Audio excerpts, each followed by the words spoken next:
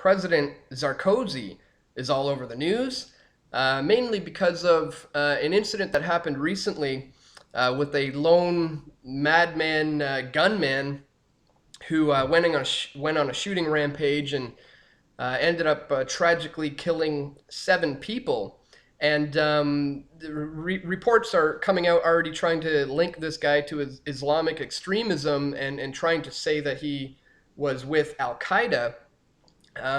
But the thing is, we see this time and time and time again with these lone nut crazy gunmen, where after the fact, the leader like Sarkozy will grandstand and sit there and pose as the savior of the situation. But what ends up happening is they will introduce insanely draconian laws to deal with the recent tragedy. For instance, Sarkozy has recently just given a speech where he has stated that he's trying to introduce laws, new legislations in France, where any citizen who looks at any websites that the French government deems to be uh, hate speech or terrorist organizations, anybody who visits those kind of sites will be prosecuted to the full extent of the law.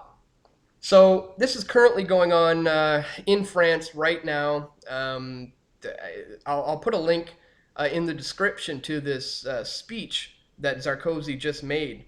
And again, it's disgusting to see the acceleration these days that the current global elite are working so hard on bringing us closer towards their vision of this new world order agenda. Everything being under the singular umbrella of the world government. And it makes me want to step up my game. It makes me want to get better at doing my daily shows here at Press for Truth, and I want to try to expand in as many ways as I can. I want to make this show as good as it can possibly be. In Canada, the Canadian Security Intelligence Service considers me, Dan Dix of Press for Truth, a enemy of the state, dangerous terrorist network.